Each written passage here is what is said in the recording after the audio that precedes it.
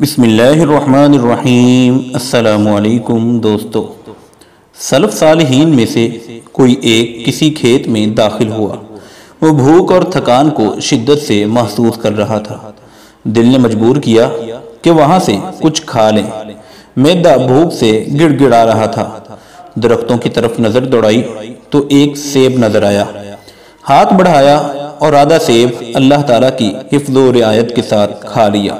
پھر کھیتی کے پہلو میں بہنے والی نہر سے پانی پیا، لیکن بھوک کے سبب پیدا ہونے والی غفلت سے جلد ہی بیدار ہو گئے اور دل ہی دل میں کہا تجھ پر افسوس، دوسرے کا پھل بغیر اجازت کھا گئے۔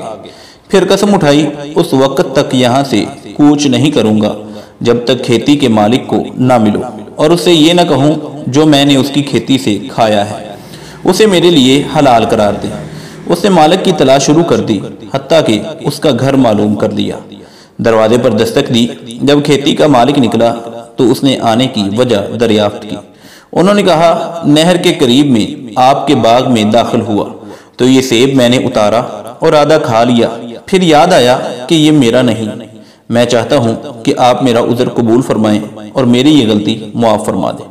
اس آدمی نے کہا میں تجھے معاف نہیں کروں گا اور نہ اجازت دوں گا، مگر ایک شرط کے ساتھ۔ انہوں نے کہا وہ شرط کیا ہے؟ کھیتی والے نے کہا تم میری بیٹی سے شادی کر دو۔ اس نیک انسان نے کہا میں اس سے شادی کروں؟ اس مالک نے کہا ہاں اس سے شادی تو کرنی ہے، لیکن واضح رہے میری بیٹی اندھی ہے، کچھ نہیں دیکھتی، گونگی ہے، کچھ نہیں بولتی، اور بہری ہے، کچھ نہیں سنتی۔ وہ نیک انسان گہری سوچ و بچار میں چلا گیا اور سوچنے لگا کہ ایسی عورت کی خدمت اور تربیت کی آزمائش جہنم کی پیپ سے بہتر ہے جو سیب کھانے کی پاداش میں ملے گی۔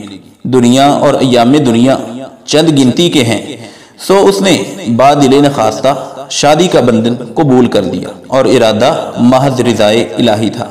وہ سہاگ رات میں اپنی بیوی کے پاس آئے۔ ان پر غموں کے بادل چھائے ہوئے تھے کہ ایسی عورت کے پاس کیسے جاؤں جو بات بھی نہیں کر سکتی، دیکھ اور سن نہیں سکتی۔ ان کی حالت بڑی پریشان کن تھی، حتیٰ کہ لا حول ولا قوت الا باللہ کہا اور اپنی بیوی کے پاس گئے۔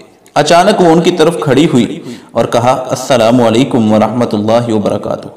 جب اسے دیکھا تو جنت کی موٹی آنکھوں والی حوریں یاد آ گئی۔ تھوڑی دیر خاموش رہنے کے بعد کہا یہ کیا؟ یہ تو بات کرتی، سنتی اور دیکھتی ہے۔ پھر انہوں نے اسے بتلایا اس کے باپ نے اس کے متعلق کیا کہا تھا۔ وہ بولی میرے باپ نے سچ کہا تھا، جھوٹ نہیں بولا۔ کہا اصل بات بتاؤ۔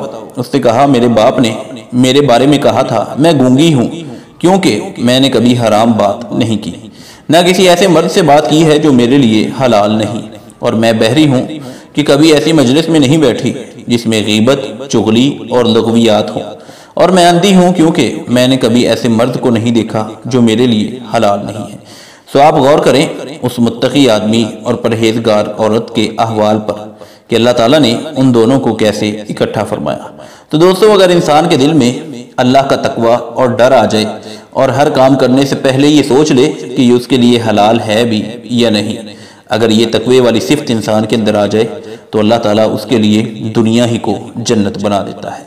تو دوستو ایسے ہی سبق آموز اور دلچسپ واقعات حاصل کرنے کے لیے ہمارے YouTube channel AR Story Time کو سبسکرائب کریں۔ اللہ حافظ ہونے کے بعد